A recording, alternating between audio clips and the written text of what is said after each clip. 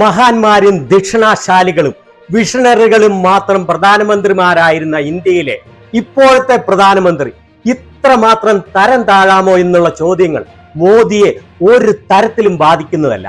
മോദിയുടെ വാട്സാപ്പ് യൂണിവേഴ്സിറ്റിയിൽ brain wash ചെയ്യപ്പെട്ട സമ്പൂർണ്ണ ബൗദ്ധിക അടിമകളായി മാറിയിരിക്കുന്ന രാജ്യത്തെ വലിയൊരു വിഭാഗം ജനങ്ങൾക്കും മോദിയുടെ വിദ്വേഷ പ്രസംഗങ്ങൾ ഒരു തരത്തിലും പ്രശ്നമല്ല. ഓരോ പ്രസംഗത്തിലും പുതിയ പുതിയ താഴ്ന്ന നിലവാരങ്ങൾ കുറിച്ച് മുന്നേറുകയാണ് മോദിയുടെ പ്രസംഗങ്ങൾ. മധ്യപ്രദേശിലെ ധാറിൽ ഒരു തെരഞ്ഞെടുപ്പ് റാലിയിലുള്ള മോദിയുടെ പ്രസംഗം കേട്ടോളൂ.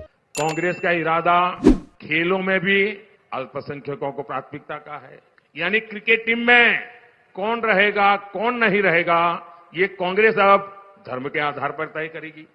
ഒരു മടിയുമില്ലാതെ ഇവിടെ വിളിച്ചു പറയുകയാണ് കോൺഗ്രസിന്റെ ആഗ്രഹം സ്പോർട്സിലും ന്യൂനപക്ഷ വിഭാഗങ്ങൾക്ക് മുൻഗണന കൊടുക്കണം എന്നാണ്.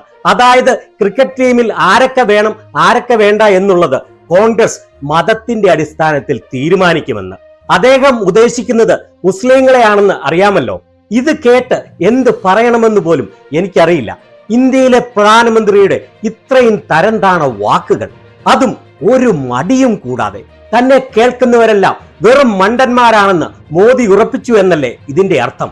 മോദിയുടെ അടിമകളായ നിങ്ങൾ ഒരു ബുദ്ധിയും വിവേകവുമില്ലാത്ത, ചിന്താശേഷി അല്പം പോലും ഇല്ലാത്തവരാണെന്ന്. അല്പമെങ്കിലും വിവരമുള്ള ആൾക്കാരുടെ മുന്നിൽ ഇങ്ങനെ പറയാൻ ഒരു പ്രധാനമന്ത്രി പോയിട്ട് ഒരു സാധാരണക്കാരൻ വരെ ധൈര്യപ്പെടുമോ? അത്ര വൃത്തികെട്ട അന്തസ്സില്ലാത്ത വാക്കുകളല്ലേ ഇദ്ദേഹത്തിന്റെ വായിൽ നിന്ന് വരുന്നത്.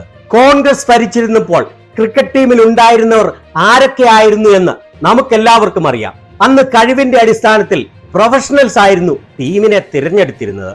ഇന്ന് BCCIയെ നയിക്കുന്നത് സംസാരിക്കാൻ പോലും അറിയാത്ത അമിത് ഷായുടെ മകൻ. Character and made everyone proud. We are up to 1 in test series and we will do best in 5th test. കോൺഗ്രസിന്റെ ഭരണകാലത്ത് ഇന്ത്യ വളരെയേറെ ലോകകപ്പ് ക്രിക്കറ്റ് ചാമ്പ്യൻഷിപ്പുകൾ നേടിയിരുന്നു.